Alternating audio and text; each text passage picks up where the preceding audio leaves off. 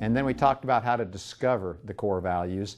And I think we pretty much finished up there, did we not? And we talked about the storyboarding process. Now, if you recall, I gave you a church ministry core values audit, and I didn't, but you could take that same audit, and you're welcome to use it, and you can have the person core values audit, the individuals, and I give both because I want them to know what theirs are as individuals, and then we take the one on the church and they can compare the two to see if they differ with the churches. And that may explain why some of them struggle so much with the church. But I have them go through and I have them mark this, and 5 says this is most important to us as a church. This is a core value, no question about it. And I say be resistant to marking a lot of 5s. You should not come away with a lot of 5s because some people go wild. They're not thinking.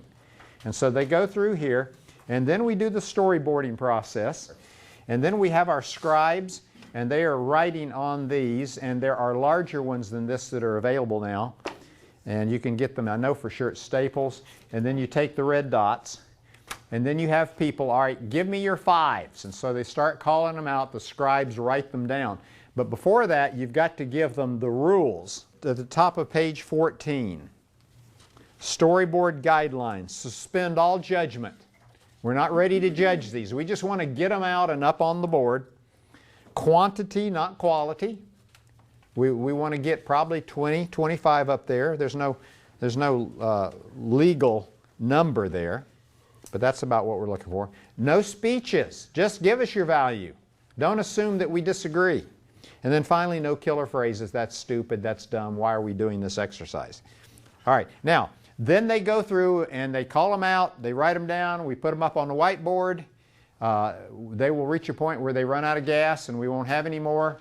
And so they're up there, and then I'll come back and I'll say, are there any duplicates? Because what we want to do is we want to take what is up here and we want to narrow it down. We don't want 20 or 30 things that we're wrestling with. So we're trying to get those off the board. So we'll start with the duplicates. Then we start asking the question, are there any things up here, any values up here that are not really values of the church that you would challenge? And that's where you'll have some of your best discussion time. That's where they really get to know one another well. And that is such a valuable time to see them interacting and really wrestling with their church and where it is in terms of these values. And so we'll get it down to a certain point, and when I feel like we've discussed it enough and we've eliminated enough, then I'll stop because it really doesn't matter. The red dot exercise will control this thing. And somebody may want to debate 15, 20 minutes, one of them. We don't want to do that. Here we control it. And we stop discussion pretty quickly and we can say, well, it seems like we have some disagreement. How many of you would agree? How many disagree? And there may seem like there's a major disagreement, but it may be one person. And everybody else they know where they are and they're ready to move on, and this one person is holding us back.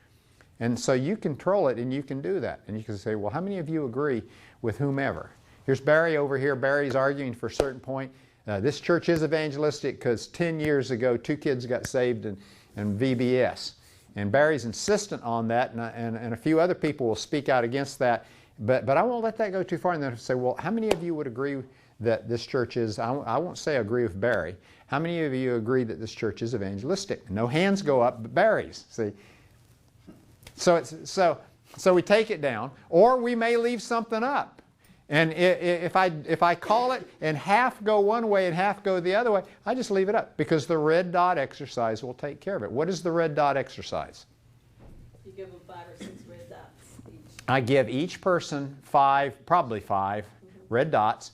And then because of the size of the group, 20, 25 people, I don't want them all standing around watching where Barry puts his red dots. Barry, I'm going to pick on you today. So, okay? Because, you feel a little naked up there. Just pay attention to your own stuff here, all right? And so I'll send half of them on break and I'll have the other half come up and they'll start putting them up. And they really have a lot of fun doing this. And then the ones with the most red dots are the ones that win. The guy with the most toys wins.